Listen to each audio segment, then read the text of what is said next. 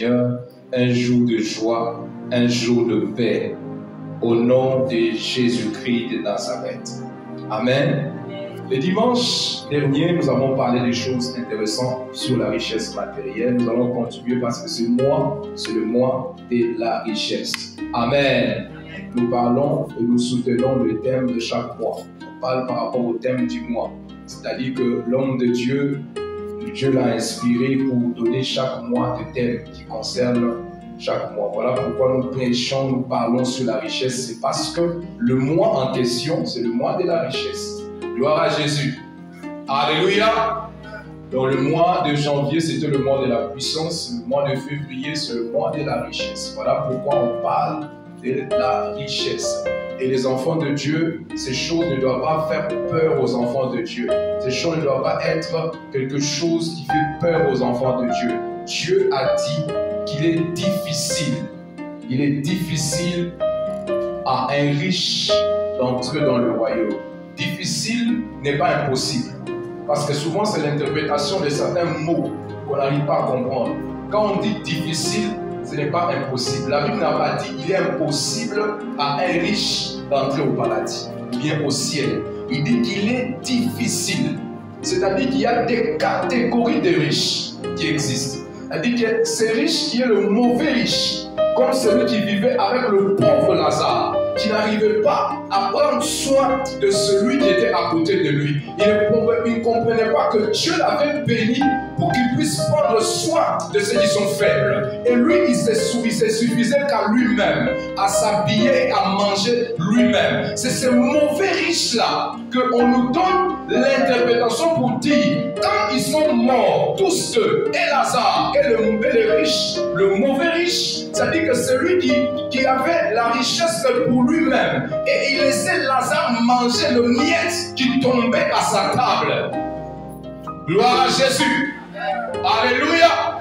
C'est cette catégorie de riches que Dieu est en train de dire qu'il est difficile pour eux d'entrer au paradis. Mais quand Dieu nous bénit, il ne nous bénit pas pour nous-mêmes. Il nous bénit parce qu'il sait qu'à côté de nous, il y a des personnes qui ont besoin de l'aide, qui ont besoin du soutien, qui ont besoin d'être soutenues. C'est-à-dire que si toi tu mets dans ta tête que ta richesse est pour toi-même, tu deviens, en fait, c'est cette catégorie, cette pensée-là que Dieu n'aime pas. Parce que tout ce que Dieu nous donne, ce n'est pas pour nous-mêmes. Alléluia. Alléluia. C'est pour les autres. Donc, les richesses doivent être partagées. Ce que Dieu te donne, ce n'est pas pour toi-même. C'est-à-dire derrière toi, il y a des milliers de personnes. Alléluia. Gloire à Jésus. Et Dieu aime le cœur qui donne. Dans la Bible, on a vu des gens qui ont cru. Ils étaient des hommes élevés, mais ils ont cru à la parole. Dieu ne les a pas ravis de leur richesse. Ils sont restés bénis. Ils étaient toujours élevés. Théophile, c'était quelqu'un de grand. Théophile, qu'on parle dans Luc et dans Actes des Apôtres, c'était quelqu'un de grand. Quand on parle de Philémon, Philémon n'était pas un pauvre, Philémon était un homme riche. Alléluia. Alléluia. Gloire à Jésus. Gloire à Jésus.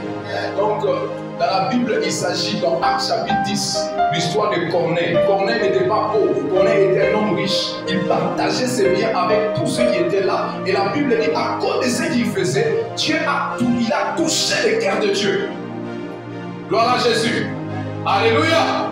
Il faisait les aumônes, il assistait le pauvre, il assistait les gens qui souffraient. Et la Bible dit, à cause de ce qu'il faisait, Dieu a dépêché un ange pour lui dire que ses prières sont exaucées.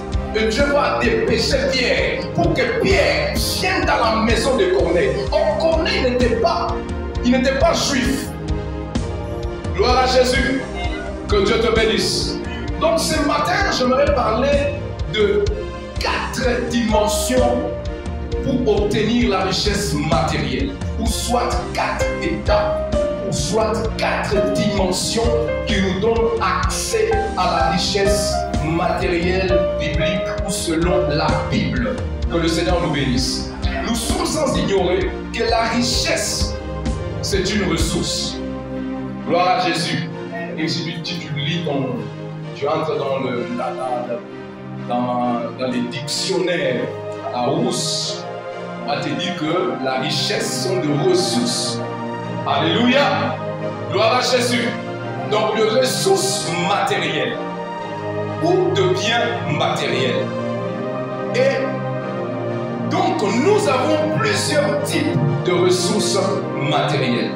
Et nous allons alors citer quelques types de ressources matérielles. Et entre autres, nous allons citer que deux seulement qui sont très importants. C'est ces ressources qui vont nous aider ce matin à développer notre thème. Alléluia. Première ressource, il s'agit bien de ressources humaines. C'est-à-dire que tu ne peux pas avoir l'accès à la richesse matérielle en ignorant les ressources humaines. Parce que tu auras toujours, il y a toujours Dieu tel qu'il a créé les choses, il a créé le monde pour que nous puissions nous compléter. Il n'y a pas quelqu'un qui est complet. Alléluia. Est-ce qu'on peut se comprendre? Donc dans le royaume de Dieu, ou soit quand nous sommes en train d'évoluer dans le domaine spirituel ou à l'église, Dieu n'a pas créé un homme au complet pour qu'il ait tout avec lui. Il aura toujours besoin de quelqu'un d'autre. Gloire à Jésus. Tu crées ton entreprise, tu auras toujours besoin de quelqu'un qui doit travailler pour toi. Maintenant, si toi tu ne considères pas l'homme qui a été créé à l'image et à la ressemblance de Dieu, la Bible dit que tu dois considérer ton prochain. Gloire à Jésus. Aime ton prochain comme toi-même. La plus grande loi spirituelle qui existe, c'est aimer Dieu de tout son cœur, de toute son âme, de tout son esprit, de toutes tes pensées. Et aussi l'un de semblable, c'est aimer son prochain comme soi-même. Gloire à Jésus. Donc les ressources humaines, c'est très important. Quand on parle de ressources humaines, on voit ce qu'on appelle des relations. Donc dans les ressources humaines, nous voyons trois types de relations. Il y a ce qu'on appelle la relation générale. Que Dieu te bénisse. Que Dieu te bénisse. Ce matin, j'aimerais te dire que tu dois considérer l'homme. Alléluia. Tu ne sais pas l'avenir comme Boris est là. Je ne sais pas l'avenir de Boris. Si Dieu ne me révèle pas, je ne sais pas son avenir. Donc je dois considérer Boris. Peut-être celui demain qui sera un premier ministre. Peut-être celui demain qui sera un général quelque part. C'est-à-dire que l'avenir de la personne, si Dieu ne te révèle pas, tu ne peux pas connaître. La relation générale consiste à considérer l'homme, peu importe ses origines, qu'il vient du nord, qu'il vient de l'est, qu'il vient de l'ouest, qu'il vient du sud, pas question de racisme. Alléluia. Le racisme ou de racistes. Alléluia. Il y a des hommes et des femmes racistes. Alléluia. Et le racisme ne vient pas de Dieu. Ça vient de l'ennemi. Ça vient du diable.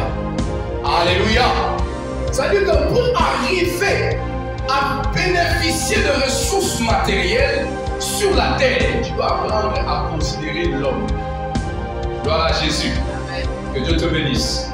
Ça, c'est pour les ressources humaines. Il y a des relations qu'on appelle des relations saisonnières ou temporaires. Dans les relations saisonnières, c'est comme des camarades de classe. C'est-à-dire que les circonstances ont fait qu'assez que vous puissiez vous rencontrer quelque part. Alléluia.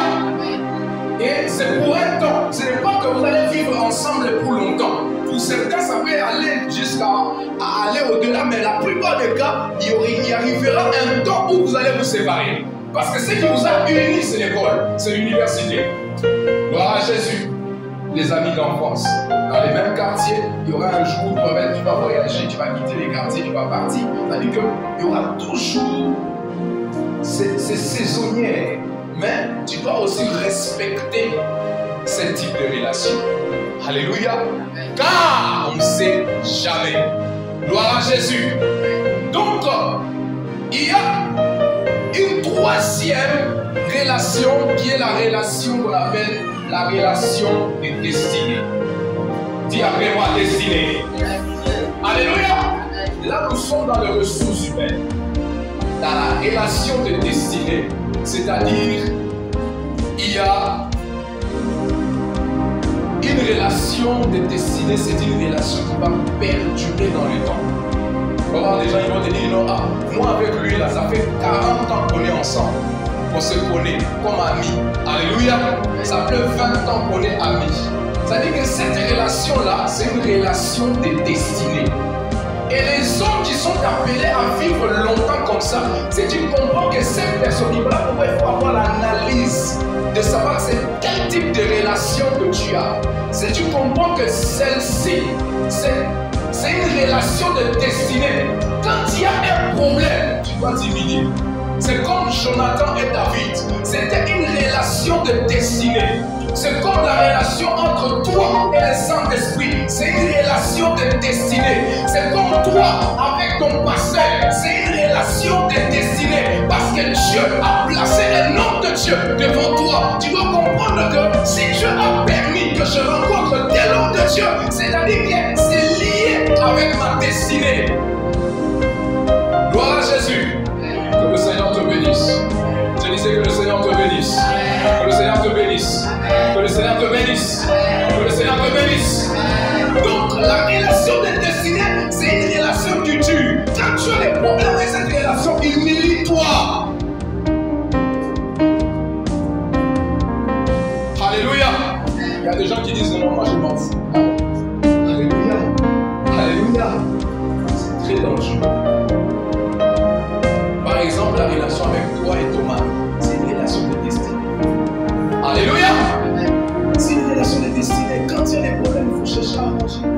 C'est une relation de destinée. Gloire à Jésus. Gloire à Jésus. Amen. Gloire à Jésus. Amen. Là, nous sommes dans les ressources. Maintenant, il y a ce qu'on appelle les ressources financières. Gloire à Jésus. Amen. Donc, nous comprenons que dans les ressources humaines, on a trois types de relations. C'est-à-dire la relation générale, la relation de tout le monde. Tu dois respecter tout le monde, tu dois honorer tout le monde. On ne sait jamais. Un homme de Dieu, un jour, je donne un petit témoignage d'un homme de Dieu, a dit que comme on dit, l'apparence est. L'apparence est. Même les hommes de Dieu peuvent tomber dans ça. Pas seulement tout le monde, c'est même un homme de Dieu peut tomber dans ça. Tu vois quelqu'un qui est bien habillé, tu te dis, ah, elle là, c'est qu'elle est bien. Non. Ce n'est pas quand tu vois quelqu'un qui est bien habillé qu'il est bien. Elle va être possédée. Elle va avoir des esprits en elle. Gloire à Jésus. C'est-à-dire que cet homme de Dieu, il y a une maman qui est venue au bureau, c'était un rendez-vous, une rencontre pastorale. Il arrive, il y avait beaucoup de gens qui étaient venus là, ils étaient alignés. La dame est venue, elle est venue à temps. Mais comme elle était habillée d'une manière là, comme on dit toujours, on regarde l'apparence, on se dit, ah elle là, ça ne vaut pas la peine. Elle n'a qu'à rester là. Alléluia. Alléluia. Et le pasteur, quand il a vu une dame qui est venue avec sa jeep, donc, piquet, 4x4, comme vous dites ici en Côte d'Ivoire. Amen. La fille dame qui est venue avec sa cravate, avec sa voiture. Les protocoles aussi. Et la dame qui est venue avec la voiture, elle est venue en retard. Mais la dame qui était venue avant, on l'a fait asseoir. Par rapport à son habillement, son accoutrement, on a dit non, non. Et on va rester là. Gloire à Jésus. Amen. Qu'est-ce qui se passe? L'homme, quand il voit l'apparence, il condamne. Ça, c'est l'homme. L'homme, quand il voit l'apparence, il condamne. Mais Dieu voit le cœur. Alléluia. Alléluia. Dieu voit. Dis après moi le cœur. Dis après moi le cœur. Dis après moi le cœur. Dis après moi le cœur. C'est-à-dire que même les protocoles, même ceux qui étaient le service d'accueil, ils ont vu la dame, ils ont dit, ah, elle a qu'à rester là. Et puis, on a fait entrer la dame qui était venue avec sa voiture. On a fait entrer avec la dame. A parlé avec le pasteur longuement, on a même prié pour elle. Et puis, avant de partir, elle va donner pendant son offrande, et puis elle va donner.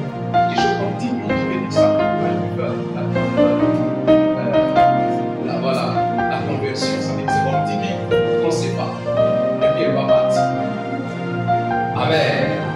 Donc la dame qui était habillée bizarre là, elle avait des millions à donner. vous voyez? Amen. Elle était assise là. Maintenant, comme on a vu qu'elle était mal habillée, on a dit elle avait tout sorcier. Eh bien, on commence à juger déjà. On commence à avoir de vision. On devient tous des prophètes. Amen. On commence à juger, elle avait tout sorcier. Elle a. Or que on ne sait jamais. Il faut considérer l'homme. Dis après moi, je considère l'homme. Amen. Donc le pasteur s'était repenti en pleine église. Il est venu se repentir devant le peuple. Et puis, les protocoles qu'ils ont fait, c'est qu'ils ont fait la dame. C'est le pasteur qui avait dit qu'on fasse entrer la dame qui était venue avec la voiture. Amen. Et après, elle est partie. Mais là, la dame, là, elle s'est dit, bon, je vais seulement la laisser voir, je vais me dire pendant 5 secondes, 7 mois, et puis elle va partir. Amen. Cette femme de la dame. Une prière rapide, une prière de 5 secondes. Donc, tu vois là, quelqu'un est brisé là. Allez, madame, merci, maman, allez, partez. Allez. La dame a laissé son enfant. Car le pasteur ouvre la fenêtre. Il découvre que c'était des c'est comme en France, c'est parce qu'il y a des millions dans la maison. Le pasteur va appeler le protocole qui était là. Faites revenir la dame. Faites revenir la dame. Alléluia. Alléluia. L'apparence. Même à l'église, ces choses existent. Même dans des églises, soi-disant des églises où il y a soi-disant les Saint-Esprit, les grandes églises, on regarde quelqu'un, on donne la place par rapport à l'habillement de la personne. Ah, elle n'a pas l'habillement, elle est venue à temps. Alléluia. Que Dieu soit béni. Si elle est mal habillée, si toi tu as quelque chose, il faut le faire. Amen. Tu vois un frère qui a seulement une seule chemise. La Bible dit celui qui a 2 tuniques donne un à l'autre. C'est la Bible dit, il ne faut pas critiquer, il ne faut pas parler à mal de ce frère ou bien de cette soeur. Tu prends les habits, tu donnes. C'est ce que la Bible dit. Si toi tu as 2 tuniques, donne un à ton frère. Il ne faut pas aller les critiquer. Lui là, il s'habille seulement. Ah oui, Maurice là, il a mis sa chemise là. Non. Est-ce que tu es venu, tu as donné à Maurice les vêtements et puis il a révisé?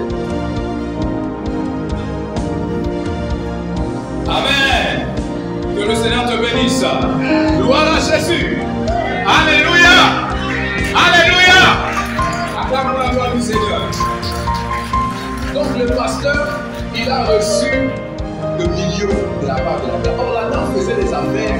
Elle avait quitté le village. C'était une forme d'affaires. Elle avait quitté le village, elle a vendu ses marchandises. Elle s'est dit que je ne peux pas rentrer directement à la maison, que je passe à l'église, que je donne mon offrande et puis je vais aller où?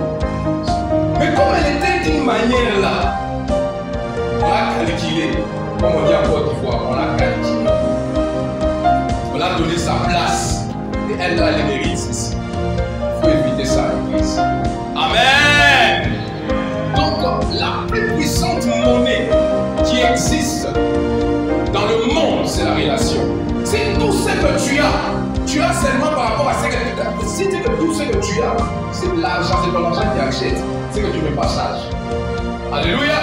C'est tout ce que tu possèdes, c'est ton argent qui a payé, tu n'es pas encore sage. Parce que dans les relations, il y a des choses que tu obtiendras, mon frère, ça cause des relations. Alléluia. Oui, tu ne peux pas tout payer, mais tes relations peuvent t'amener quelque part. Gloire à Jésus. Voilà pourquoi il faut entretenir les relations. Parce qu'on sait et Dieu nous bénit au travers de relations. Que Dieu soit béni. Jonathan, il a traité une alliance. Parce que quand on parle des relations de destinée, ce sont des alliances. Alléluia. Si David, sa vie a été quitte, c'est parce qu'un homme n'a pas voulu qu'il soit sacrifié. Il y avait déjà un complot dans le palais royal pour éliminer David. Qui a fait échapper David? C'est Jonathan. Mais pourtant, c'est le père de Jonathan qui voulait éliminer David. Oh, Jonathan savait bien que David, déjà, il était dans l'ambition de devenir roi. Il voulait dire, mais moi, c'est sur le prince. C'est moi qui vais remplacer mon père. Alléluia. Mais Jonathan savait que non, lui là, il a une alliance avec Dieu. Et lui là, même s'il y a des complots, moi je ne vais pas obéir mon père. Il faut bien que je fasse la volonté de Dieu. Que cet homme-là échapper David la nuit. Il va dire, mon frère, si tu restes là, on va t'abattre. Et David va être reconnaissant. Mephibosheth, quand ils sont allés en guerre, l'un des fils de Jonathan était tombé. Il était devenu perclus de pied. Quand David a pris le règne, il y avait une loi qui disait, parce que David, quand il a pris le règne à Jérusalem, il a interdit que le boité, le perclus ne puisse pas entrer à Jérusalem. Maintenant, qu'est-ce qui se passe? Parce que pendant qu'il était en train de combattre contre Saül et contre sa maison, il y a eu des gens perclus de pied qui ont dit du mal à David. Et David a signé un décret. Il a dit que ces gens-là ne peuvent pas entrer à Jérusalem. Maintenant, qu'est-ce qui se passe? Il se rappelle de l'alliance qu'il a fait avec Jonathan. Il dit, est-ce qu'il n'y a pas quelqu'un qui est resté dans la maison de Saül? J'aimerais faire du bien à cette famille. Il y a des gens qui te feront du bien parce que toi aussi tu avais fait du bien à leurs enfants. Gloire à Jésus. Alléluia. Dis non, pour le bien que tu me fais, je vais te faire aussi du bien. Je vais faire du bien aussi à tes enfants. Gloire à Jésus. Donc, dans notre royaume, même notre salut, c'est la relation avec Jésus. Le christianisme, c'est différent avec la religion. Le christianisme, c'est la relation avec le Christ. Le salut, le retour de Dieu est déterminé par ta relation avec Dieu. Alléluia. Le salut, c'est la relation. Tu acceptes et puis tu entres en relation avec Christ. Alléluia. Voilà pourquoi dans notre royaume, le langage de relation est important. Alléluia. Que Dieu soit béni. Que Dieu soit béni. Gloire à Jésus. Lorsque Satan veut t'attaquer, il va toujours chercher à t'éloigner de bonnes personnes. Il va t'éloigner de bonnes personnes. Déclare dans le nom de Jésus. Déclare ce matin dans le nom de Jésus. Je déclare ce matin que toute personne qui est une bénédiction pour moi, que Satan voulait éloigner de moi, que cette mission échoue. Au nom de Jésus, j'annule cette attaque. Au nom de Jésus. Alléluia. Il y a des gens que nous ne pouvons pas perdre. Il y a des gens, même dans le ministère, il y a des gens que tu ne peux pas. Quand tu le perds, c'est fini. Alléluia. Tu vas commencer à pleurer. Tu sais que Pierre et Paul, il a fait aussi cette erreur-là. De perdre Jean-Marc. Alléluia. Alléluia. Dans Acte 15, quand ils sont partis à Jérusalem, Marc a choisi de rester avec Pierre. Marc qu'on appelle Jean-Marc, parce qu'il est Jean-Marc, c'est bien qu'il est l'évangile selon Marc. Il est resté avec Pierre. Jean-Marc marchait avec Paul et Barnabas. Si Barnabas et Paul se sont séparés, c'est à cause de Jean-Marc. Quand ils sont allés à Jérusalem, ils ont découvert que Marc était avec Pierre. Barnabas a dit à Pierre, reprenons Marc, combattre avec lui, il nous sera utile pour l'évangile. Écoute Paul, il va dire non, il va refuser. Donc Paul était devenu un ami. Mais à la fin de son ministère, quand il voulait partir, il va envoyer une lettre pour dire, faites revenir Marc. Il me sera utile pour la mission. Mais quand Barnabas, il a vu que Pierre et Paul ont refusé de répondre Marc, ils se sont séparés. C'est comme ça qu'ils se sont séparés. Et pourtant Dieu les avait appelés à être ensemble. Alléluia. Quand le ministère de l'apostolat s'est manifesté, la Bible dit, mettez-moi à part Barnabas de Saul, Paul. Alléluia. Mais ils se sont séparés à cause de la mission. Et après, Paul devait faire un grand travail sur Timothée. Et pourtant, celui qui devait hériter l'église, c'était Jean-Marc. Parce qu'il était déjà mûri. Timothée était encore un enfant. Voilà pourquoi, dans le livre de Timothée, il dit, ne néglige pas ta jeune. Il parle parce que Timothée était un jeune. Mais Marc, il avait déjà l'âge. Il avait déjà grandi dans le jour de Dieu. Mais à cause d'une non-pardon et Paul, il a perdu Marc. C'est à la fin de son ministère qu'il va demander que Marc revienne. Gloire à Jésus. Ne faites jamais ce genre de règles. Alléluia. Ça va vous coûter très cher. Gloire à Jésus. Que Dieu te bénisse. Donc, premier niveau de richesse, dimension ou niveau, c'est la même chose. Gloire à Jésus. C'est que le mot similaire. Alléluia. Gloire à Jésus. Donc, premier niveau de richesse, c'est la richesse qui vient lorsqu'il y a une valeur ajoutée. Lorsqu'il y a une valeur ajoutée.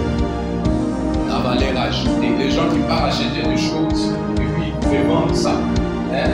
Et qui partent, les commerçants surtout, t'achètent quelque part comme à Djamé et puis partent dans le quartier et les personnes qui partent les vendent. Ils ajoutent une marge dessus. Lorsqu'il y a une valeur ajoutée, c'est le premier niveau de richesse. Lorsqu'il y a la valeur ajoutée, tu achètes un t-shirt à 5 000, tu le vends par exemple à 10 000. Il y a la valeur ajoutée. Amen. Il y a une marge de bénéfice que tu gagnes. C'est ça. Et le premier niveau de richesse matérielle, c'est lorsqu'il y a une valeur ajoutée. Deuxième niveau de richesse matérielle, c'est lorsque nous allons nous investir gratuitement dans la vie de personnes. Gloire à Jésus. Alléluia. Il y a des investissements qui vont payer 5 ans, 10 ans, 20 ans. Tout dépend de la manière dont tu vois les choses. Gloire à Jésus. Ça, c'est le deuxième niveau. C'est investir dans l'homme. Et c'est un niveau important. Les gens qui soutiennent le frère et sœur à l'église dans leurs études, ils payent les études. Par exemple, de tel frère, il a étudié, il a eu son bac, mais il n'arrive pas à aller à l'université. Maintenant, tu te prends comment je vais soutenir ce frère-là pour qu'il puisse étudier et finisse son cycle universitaire. Le fait de soutenir ce frère, c'est un investissement que tu es en train de faire. Ça ne peut pas payer dans une année. Ça ne peut pas payer dans 2 ans. Mais je vous garantis, ça va payer plus tard. Alléluia. Il y a des gens qui vont dire, ah, c'est que ta mère a fait pour moi. Je te prends en charge. Gloire à Jésus. Il y a un papa. Dieu est passé par quelqu'un pour que la personne puisse le soutenir dans ses études. Et lorsqu'il est devenu inspecteur, celui qui l'avait soutenu dans les études, il est mort. Il a laissé des enfants. Et lui aussi va prendre l'un de ses enfants garçons qui reste avec lui. Il dit, c'est que ton père a fait pour moi. Je ne peux pas t'abandonner. Gloire à Jésus. Gloire à Jésus. Alléluia. C'est le même à l'église. Tu peux investir dans la vie des gens. Tu peux investir dans la vie de frères et sœurs. Cet investissement-là, ça va payer un jour. Même si la sœur ne te paye pas, mais Dieu peut te payer d'une autre manière au travers de tes enfants. Gloire à Jésus. Tu nourris, tu donnes la nourriture aux orphelins, tu soutiens les orphelinats, tu donnes la nourriture aux veuves. Ce que tu es en train de faire, ça ne peut pas payer à un coup. C'est un investissement gratuit. Mais demain, après-demain, Dieu se souviendra toujours. Parce que Dieu n'est pas débiteur de quelqu'un. Dieu n'a pas la dette de quelqu'un. Tout ce que tu fais à son nom, Dieu finira par te payer. Gloire à Jésus. Ça, c'est le deuxième niveau de richesse. La récompense sera véritablement là. Mais ça dépend de la manière dont tu vois les choses. Amen. Nous avons vu ça avec Actes chapitre 10. L'histoire de Corneille. Vous allez lire ça à la maison parce que c'est un texte long. Corneille faisait du bien aux gens. Et puis Dieu, ça va toucher le cœur de Dieu. Lui, il faisait du bien aux gens. Il priait, mais il vivait dans la crainte et dans la piété. La Bible dit qu'il était un homme pieux, craignant Dieu. Et puis il faisait bien aux gens. Il soutenait les gens, il donnait les aumônes aux pauvres. Et puis il va toucher le cœur de Dieu. Gloire à Jésus. Gloire à Jésus. Quand tu fais du bien aux gens, tu touches le cœur de Dieu. Gloire à Jésus. Tu touches le cœur de Dieu. Donc ça, c'est un deuxième niveau de richesse.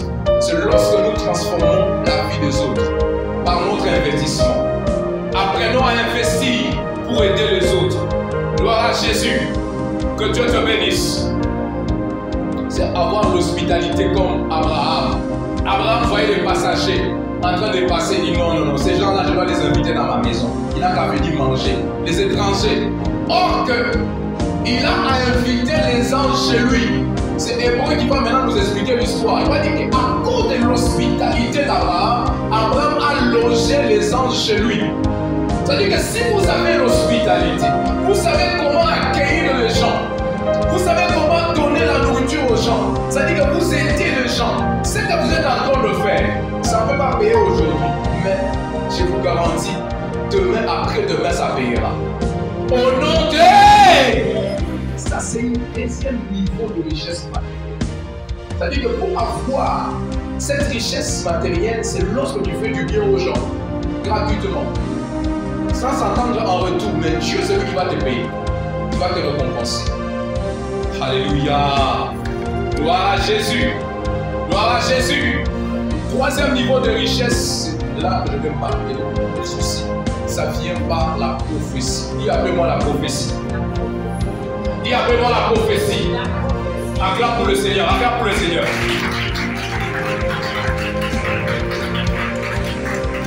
Donc il arrive un moment où dans la vie où tu as des compétences. Tu es à l'endroit voulu. Tu maîtrises aussi la chose. Tu as même les outils avec toi. Mais tu n'as pas de résultat. Gloire à Jésus. On va nous lire dans Luc chapitre 5, verset 1 à 11. C'est-à-dire que quelqu'un qui était spécialiste, mais cette dimension de richesse ne s'obtient que par prophétie. Alléluia. C'est-à-dire que la personne, elle a ses compétences. La personne est intelligente. J'ai causé avec un jeune homme, il a dit qu'il a 5 diplômes. 5 diplômes. Alléluia. 5 diplômes, il parle 5 langues, mais il ne se retrouve pas. Alléluia. Alléluia. Ce n'est pas qu'il n'a pas de compétences. Il a des compétences. Il est intelligent, il est brillant. Il est polyglotte. Il sait parler au moins plusieurs langues. Alléluia. Mais qu'est-ce qui se passe dans sa vie? Rien ne marche. Rien ne bouge. Là, c'est le domaine de la prophétie. Gloire à Jésus. Donc, il y a une richesse qui s'obtient par la prophétie. La prophétie. Gloire à Jésus. Lisons dans Luc chapitre 5, le verset 1 à 11.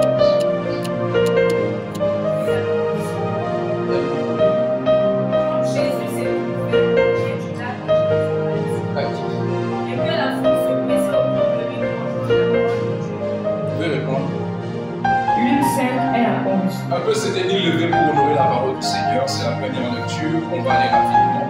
Comme Jésus s'est trouvé auprès du lac de Génézareth. Comme Jésus s'est trouvé auprès du lac de Génézareth. Et que la foule se pressait autour de lui. Et que la foule se pressait autour de lui. Pour entendre la parole de Dieu. Pendant la parole de Dieu. Il vit au bord du lac deux barques. Il vit au bord du lac deux barques. Où les pêcheurs étaient descendus pour laver leurs filets. Où le pêcheur était descendu pour laver leurs filets. Il monta dans l'une de ces barques. Il monta dans l'une de ces barques. Qui était à Simon. Qui était à Simon. Et il le pria de s'éloigner un peu de terre. Et il le pria de s'éloigner un peu de terre. Puis il s'assit. Et puis il s'assit. Et de là-bas, il enseignait la foi. Il enseignait la foi.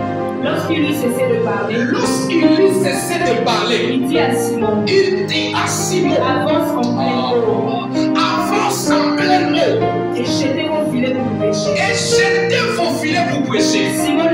Simon lui répondit, Maître, nous avons travaillé toute la nuit. Sans rien prendre. Mais sur ta parole. Je jeterai le filet. Oh my God. Je jetterai le filet. L'ayant jeté, il prit une grande quantité de poissons. Et leur filet se rompait. C'est la soirée, que Dieu vous bénisse. Gloire à Jésus. Donc cette dimension, cette troisième dimension de richesse, ça s'obtient par prophétie. Donc il faut que le Maître, notre Dieu, déclare une parole pour toi, pour que tu accèdes. Il y a des gens qui ont des compétences, il y a des gens qui ont étudié, qui ont des diplômes, mais rien ne marche dans leur vie. Gloire à Jésus. C'est comme Pierre, il était là. Mais la Bible dit qu'il a cédé sa barque au maître. La première bonne chose qu'il a fait, c'est de céder d'abord sa barque. Ces personnes qui ont de ce genre de problème, la première des choses à faire, est-ce que Christ est dans ta vie? Gloire à Jésus. Il a cédé sa barque. Sa barque, c'était son entreprise. Sa barque, c'était ce qui lui nourrissait. Il a cédé ça à Christ pour que Christ puisse utiliser cette barque pour la cause du royaume. Il a enseigné dans la barque de Simon-Pierre. Gloire à Jésus. Il était en train d'annoncer la bonne nouvelle. Et après, il a dit, avance en pleine eau. Or, cet homme-là, il dit que la nuit, ils ont cherché toute la nuit sans rien obtenir. Mais il a dit sur ta parole, c'est-à-dire que Christ a prononcé des paroles sur sa vie. Gloire à Jésus. Et ces paroles-là, c'était des paroles prophétiques. Gloire à Jésus. Voilà pourquoi ce matin je déclare que l'éternel Dieu puisse se manifester dans ta vie. Au nom de Jésus, toi qui as des compétences, toi qui as tu as fait des études, de hautes études, même si tu as des talents, ça peut arriver que tu n'as pas fait de hautes études, mais tu as des talents avec toi. Tu sais par exemple dresser, tu sais par exemple fabriquer du savon, tu sais par exemple faire ceci ou cela, mais le talent que Dieu t'a donné, mais tu n'arrives pas à vivre, tu n'arrives pas à, tu es en train de vivre dans la précarité, mais qu'est-ce qui arrive? La lumière qui s'appelle Yoshua, mon Dieu, est arrivée maintenant. Il dit toute la nuit, j'ai cherché sans voir, sans rien obtenir, mais là, le jour était venu pour celui qui s'appelle la lumière du jour, la lumière qui venant du soleil et de la lune, la lumière du premier jour. Viens briser le ténèbre de ta vie. Je viens briser le ténèbre de ta vie pour te faire accéder à ta richesse au nom de Jésus. Il lui dit avance en plein eau. Nous sommes appelés à avancer. Dieu nous appelle à... Dieu ne nous appelle pas à reculer. Dieu nous appelle à avancer. Tu dois avancer cette année. Je déclare comme un prophète de Dieu, tu dois avancer cette année. Dans tes entreprises, tu avances et tu avances. Tu peux commercialiser tes beignets dans les supermarchés. C'est même beignet que tu fais là. Si tu le fais bien, tu le présentes bien, tu peux le commercialiser dans les grands supermarchés. Tout dépend de la foi que tu as. Gloire à Jésus. Alléluia. Je suivais à la radio l'histoire d'un témoignage d'une dame. Elle vendait Yamamou. Elle a aujourd'hui des super. Tout dépend de la manière dont tu vois les choses. Elle n'a pas touché de fétiche. Elle sert Dieu. Mais elle a la foi que dans ce que je suis en train de faire, Dieu sera en train de me bénir. Dans ce que tu fais, qu'est-ce que tu fais? Pierre est en train de travailler. Le miracle ne se fait pas en dehors de ce que tu es en train de faire. C'est-à-dire que dans le domaine dans lequel tu es qualifié, chacun a le domaine auquel il est qualifié. Alléluia. Tu as le domaine auquel tu es qualifié. Lève tes deux mains.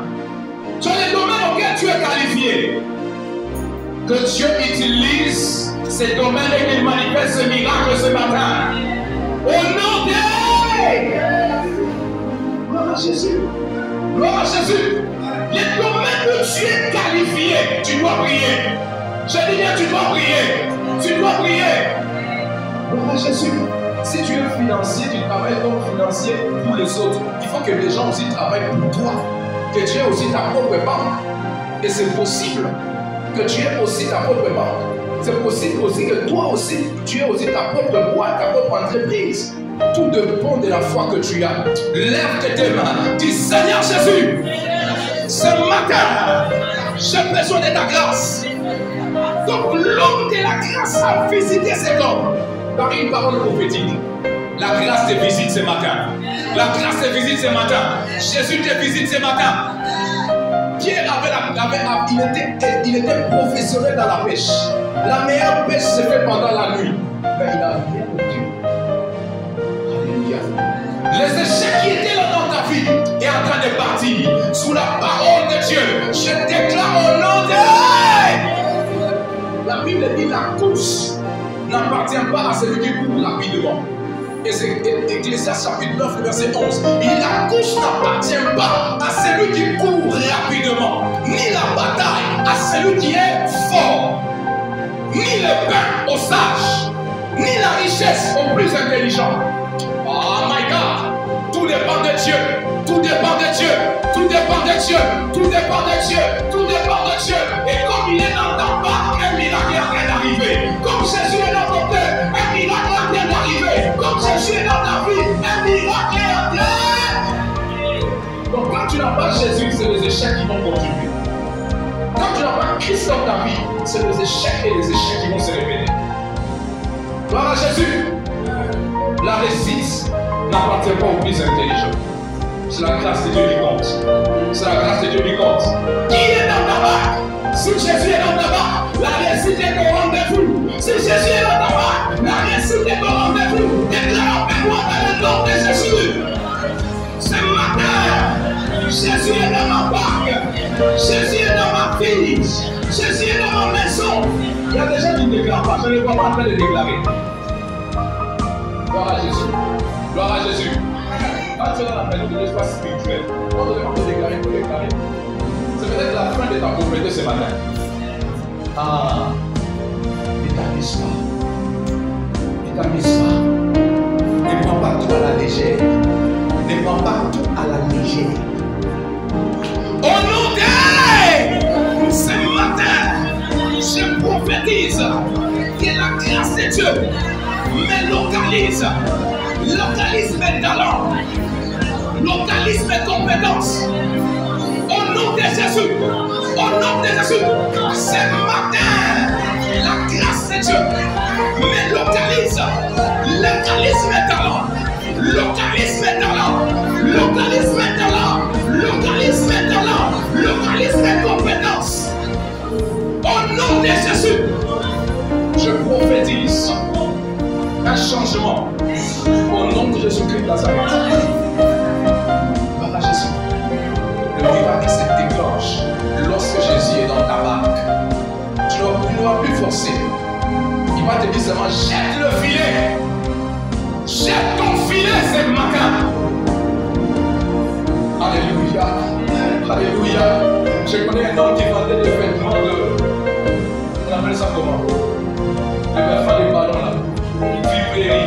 Alléluia. Alléluia. Il a commencé avec les vêtements à la défilée. Mais aujourd'hui, c'est un grand don d'affaires. Gloire à Jésus. C'est un grand don d'affaires. C'est un pasteur. Dieu l'a béni. Mais quand il a commencé, c'était comme un jeu. Ce matin, ce que tu sais faire, fais-le bien. Je dis bien, ce que tu sais faire, fais-le bien. Ce que tu sais faire, fais-le bien. La grâce de Dieu est au rendez-vous. Et tu es dans la maison de Dieu. Et comme Jésus est dans ta vie, tu dois briller. Tu dois briller. C'est forcé que tu puisses réussir. Si Christ est dans ta vie, tu réussiras. En fait, tu vas réussir. Alléluia. Alléluia. Si Christ est dans ta vie, l'échec n'est pas au rendez-vous.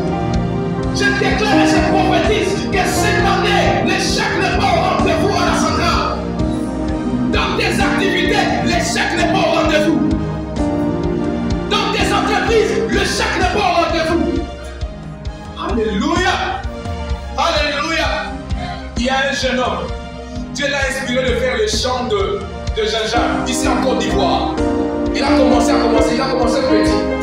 petit. Et puis il commence à livrer en Asie les gingembre. Le gingembre, c'est pas pourquoi là. Ah, il y a massacre. L'homme de qualité, c'est que tu sais faire. Que Dieu passe par ce que tu sais faire pour manifester le miracle. Le miracle ne vient pas en dehors de ce que Dieu t'a donné comme talent. Gloire à Jésus. Dieu passe par ce travail-là.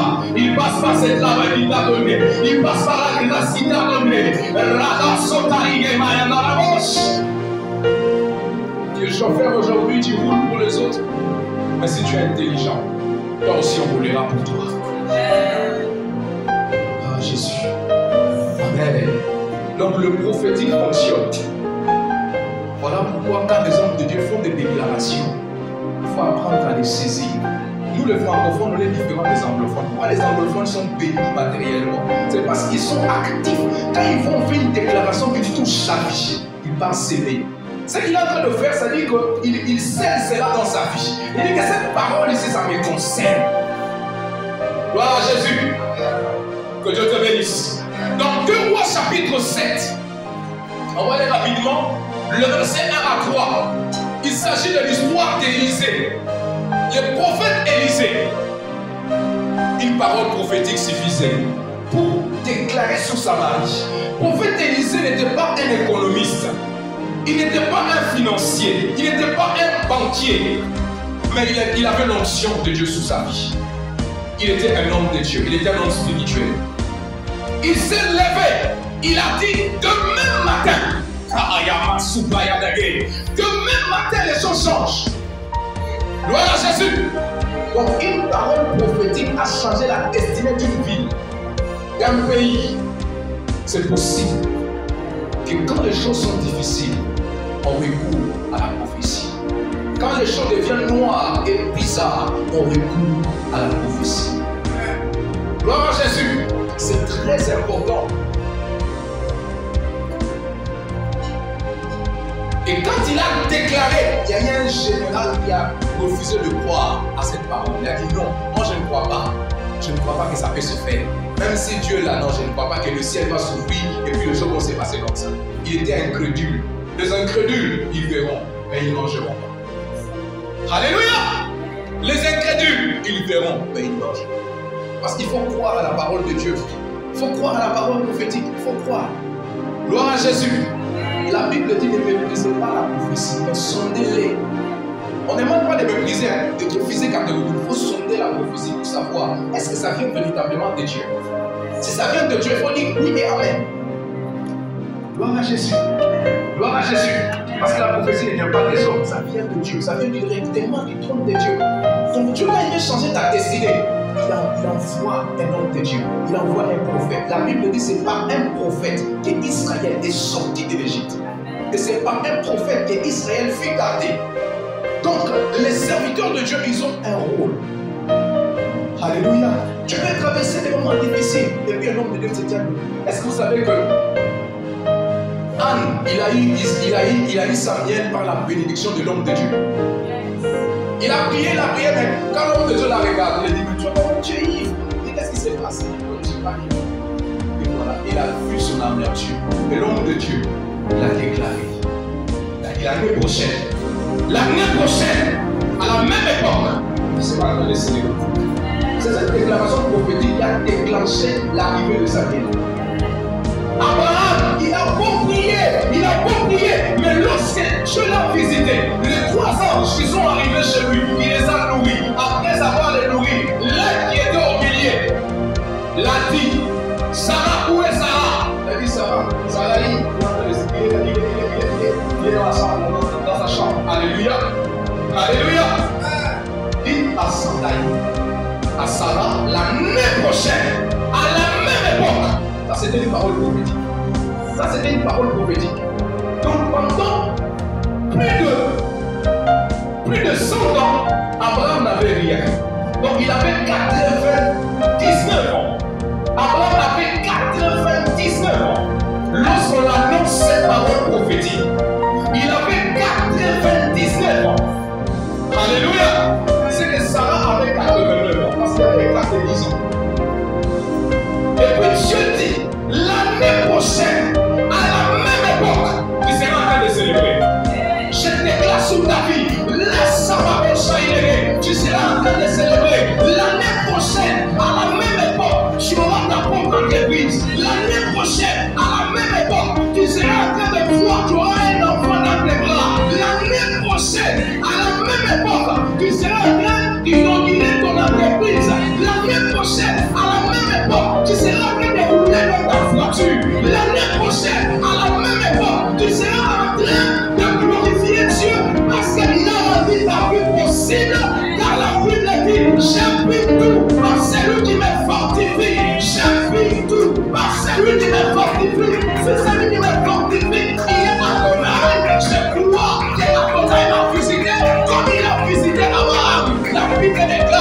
Genèse chapitre 17, la Bible déclare que le Tout-Puissant apparut à Abraham.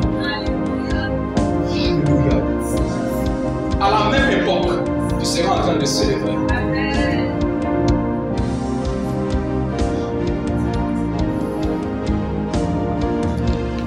Que Dieu change ta situation. Que Dieu change ta situation. Que Dieu change ta situation ce matin. Dieu change ta situation ce matin. Il te prend par les bas, il t'amène vers le haut. Il te prend par les bas, il t'amène vers le haut. Tu es sa fille. Tu es sa fille. Tu es la princesse de Dieu. Tu es le prince de Dieu. Gloire à Jésus. Gloire à Jésus. Alléluia. Pour clôturer. Ça concerne le serviteur de Dieu. Le servant de Dieu. Quatrième dimension, quatrième niveau de richesse. Cette richesse est libérée lorsqu'on fait l'œuvre de Dieu. Dis après moi l'œuvre de Dieu. Luc chapitre 8, c'est la fin. Luc chapitre 8, le verset 1. On va lire à tout fois. Luc chapitre 8, le verset 1 à 3. Luc chapitre 8, le verset 1 à 3. Lorsque tu fais l'œuvre de Dieu, il y a des bénédictions qui est rattachée au service de Dieu. Amen. C'est-à-dire quoi? L'œuvre de Dieu, ce n'est pas seulement se tenir devant et prêcher, prendre le micro. L'œuvre de Dieu, c'est tout ce qui est comme service de Dieu dans l'église. Tu peux être, si tu es au service d'accueil, tu es à l'intercession, tu es à la chorale, au groupe musical, tu es en train de louer, tu es en train de jouer aux instruments comme musicien. Tu es en train de soutenir l'œuvre de Dieu avec ton argent que Dieu t'a donné. Tu es partenaire à l'église, tu donnes. Quand il y a des campagnes d'évangélisation qui te fournissent l'argent, tout ça là, c'est l'œuvre de Dieu. Alléluia. Alléluia. L'œuvre de Dieu, ce n'est pas seulement venir devant et prêcher et parler de la part de Dieu. Non. Tout ce que tu fais pour Dieu, tu soutiens le faible, tu soutiens les orphelins, c'est l'œuvre de Dieu que tu es en train de faire. Gloire à Jésus. On peut nous lire rapidement. Luc 8, verset 1 à 3. Ensuite, Jésus allait de ville en ville. Ensuite, Jésus allait de ville en ville. Et de village en village. Et de village en village. Prêchant. Et annonçant la bonne nouvelle du royaume de Dieu. Alléluia. Donc, Jésus allait de ville en ville. Prêchant la bonne nouvelle. Donc, nous, le serviteur de Dieu, nous sommes appelés d'aller de ville en ville. Pour annoncer quoi? La bonne nouvelle. Ça, c'est l'évangélisation. Aller de ville, de quartier en quartier, de commune en commune, annonçant, et puis continue.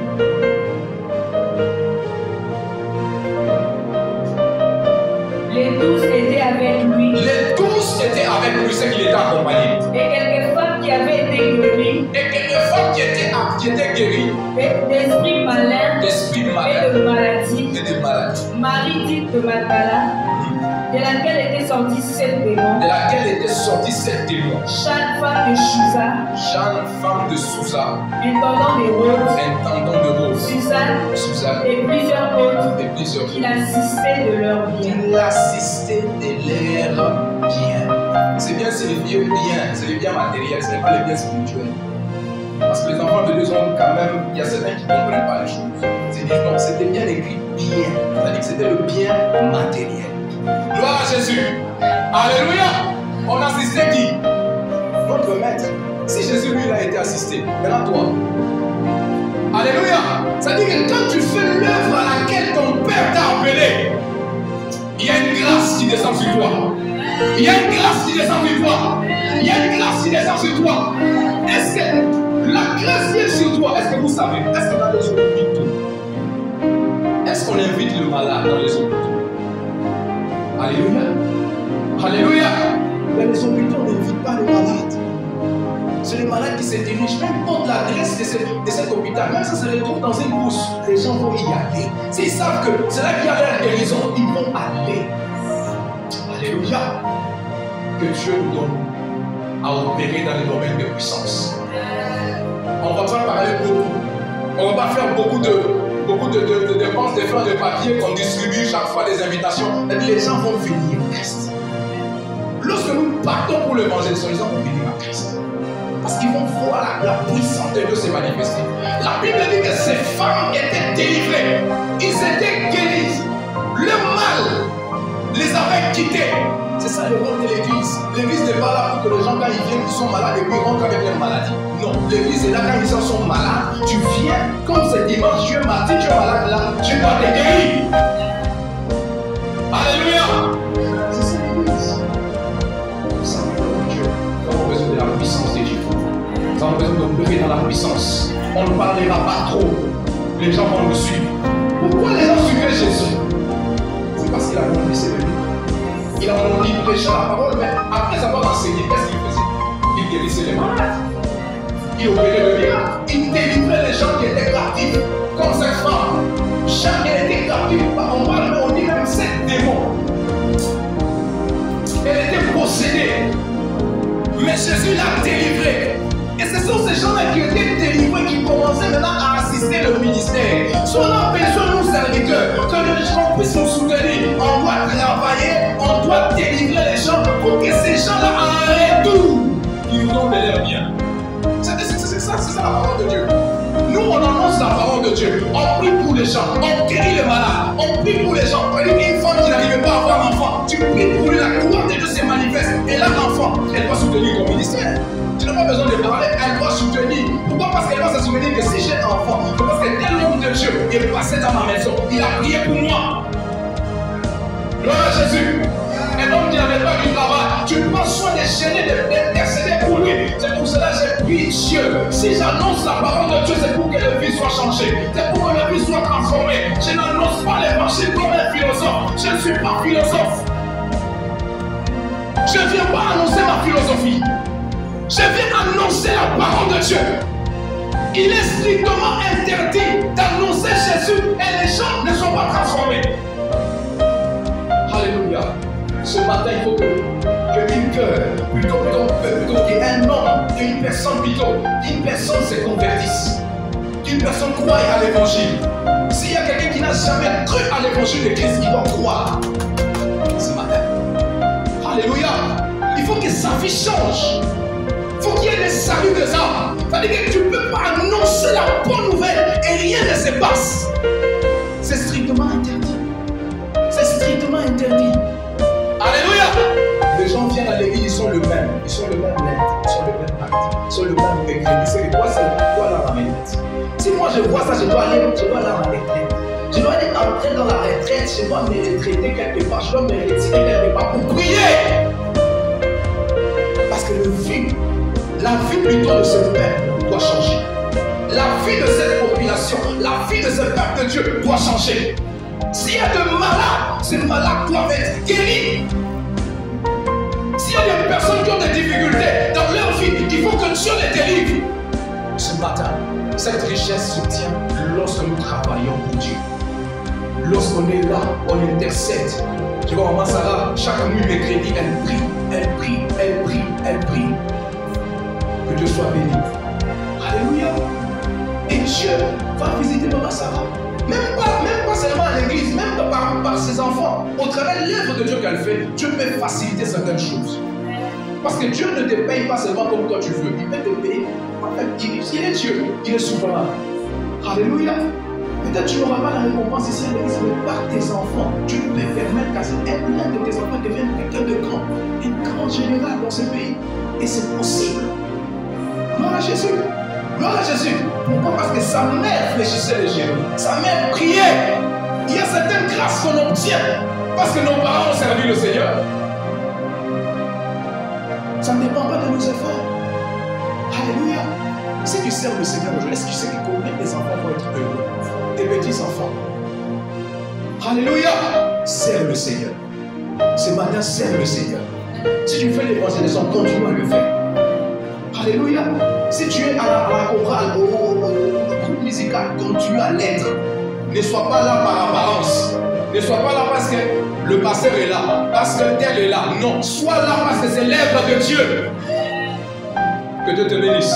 Sois là parce que c'est l'œuvre de Dieu. La Bible dit c'est l'œuvre de l'Éternel ton Dieu. Hein? C'est l'œuvre de l'Éternel ton Dieu qui te bénira. C'est lui qu'on parle ces paroles. C'est quelqu'un qui était déjà béni par les miens. C'était Joseph. Mais Jacob regarde Joseph et lui dit, c'est l'œuvre de l'Éternel ton Dieu qui te bénit. Alléluia. C'est pour te dire, continue à travailler. N'abandonne pas. Même si tu as eu des coups bas, continue à travailler. Non, cette frère-là m'a blessé, cette soeur-là m'a fait ceci, cela. Ah, voilà pourquoi moi je prends la décision. Est-ce que tu as pris la décision avec le Saint-Esprit? Alléluia. Non. Il faut éviter ça. Non, parce qu'elle m'a parlé mal. Alors je quitte la chorale. Alors je quitte ceci, cela. Est-ce que tu as parlé avec le Saint-Esprit? Si c'est le Saint-Esprit, gloire à Dieu. Qui t'a demandé de partir, gloire à Dieu. Alléluia. Alléluia. Parce que celui qui te conduit, c'est qui? C'est l'Esprit de Dieu. C'est le Saint-Esprit. À l'église, qu'à chaque fois que tu pries, tu sers Dieu, la bénédiction matérielle va venir vers toi. Tu n'as pas besoin de chercher, ça va venir vers toi. Parce que les gens qui sont délivrés, qui sont guéris, ils vont soutenir ton ministère. Alléluia. Que Dieu te bénisse. Acclame pour la gloire du Seigneur. Acclame pour la gloire du Seigneur. Tiens-toi debout là où tu es. Pendant 5 minutes, nous allons faire une prière. Que Dieu soit béni. Nous sommes arrivés à la fin. Gloire à Jésus. Gloire à Jésus. Que Dieu te donne accès à ces richesses qui sont des ressources financières que Dieu nous donne, matérielles que Dieu nous donne. Alléluia. Nous avons cité le richesse financière qui s'obtient par 4 manières, 4 façons qu'on a citées ici. On a cité que la première façon d'avoir ça, c'est la valeur ajoutée. La deuxième fois, c'est la transformation de vie lorsqu'on soutient les gens. La troisième manière d'obtenir cette richesse matérielle, c'est par prophétie. La quatrième manière d'obtenir les richesses matérielles, c'est lorsque nous servons Dieu à notre poste. Que chacun soit à son poste. Alléluia. Habakkuk qui dit que j'étais à mon poste. Alléluia. Donc si tu as ton poste, Dieu va envoyer des bénédictions liées à ces postes-là que Dieu t'a donné. Ferme tes yeux, nous allons prier.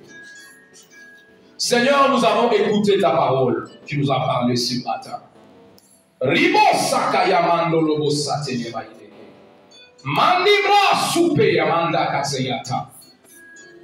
Souviens-toi de tes enfants.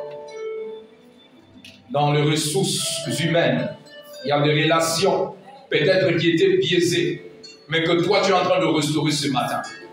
La relation avec le Saint-Esprit, la relation avec certaines personnes qui étaient de bénédiction, qui étaient des portes de bénédiction, que par notre manque de sagesse, par notre manque de discernement, nous nous sommes emportés par la colère et nous nous sommes séparés de ces personnes. Père, donne-nous la sagesse de nous humilier, d'aller vers ces personnes, d'aller les dire, ma soeur, tu as été pour moi une bénédiction.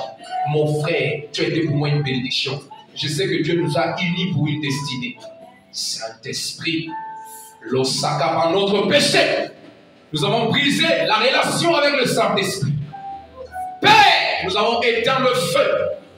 Nous voulons que ce feu se rallume ce matin. Parce que cette relation est importante. C'est une relation de destinée. Saint-Esprit, restaure ton peuple. Restaure-nous, Saint-Esprit. Le feu se rallume en nous. Au nom de Jésus. Père, la relation avec le serviteur de Dieu. Nous sommes prêts à critiquer le serviteur, à parler en mal envers le serviteur, sans pour autant comprendre que c'est une malédiction qu'on s'attire. Père, pardonne-nous, parce que notre langue a glissé. On a eu à parler du mal envers nos pasteurs, envers certains serviteurs. Oh Père, pardonne-nous Seigneur. Laisse que la relation avec le pasteur de l'église puisse être une bonne relation. Pas sous l'hypocrisie, mais dans la vérité et dans la franchise. Au nom de Jésus, Père, donne la valeur ajoutée à ceux qui sont. Père, ceux qui transforment des vies des autres. Père, tu leur visites aussi encore ce matin. Ceux qui soutiennent le faible, qui soutiennent les orphelins, le veuve, que tu le soutiennes encore ce matin. Je déclare une parole prophétique ce matin. Que le Seigneur t'amène à une nouvelle dimension. Dans la profondeur, il y a le miracle qui t'est réservé. Dieu fait avancer ta vie désormais. Tu ne vas plus reculer. Tu avances avec Dieu. Tu avances avec lui. Tu avances avec lui.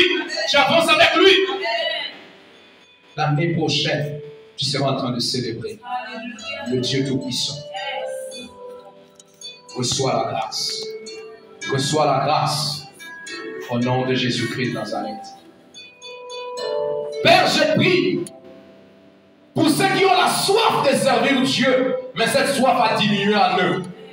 Si tu es là ce matin, tu lèves seulement ta main droite là où tu es. Je vais prier pour toi. Tu as la soif de servir Dieu, mais cette soif a fini. Tu ne sens plus cette ambition-là. Tu ne sens plus ce désir de servir Dieu. Le désir de prier, d'intercéder, de prier pour les autres, de gêner. Mais tu es prêt à critiquer. Mais tu ne sais pas que ce sont les esprits qui sont derrière. Où Dieu t'appelle à ne pas critiquer, mais à prier. Pour que Dieu sauve ceux qui sont dans la perdition. Seigneur, donne-nous cette capacité. Donne la capacité à tes serviteurs, à tes servantes, qui sont là, ici, présents. Au nom de Jésus, qu'ils reçoivent cette force.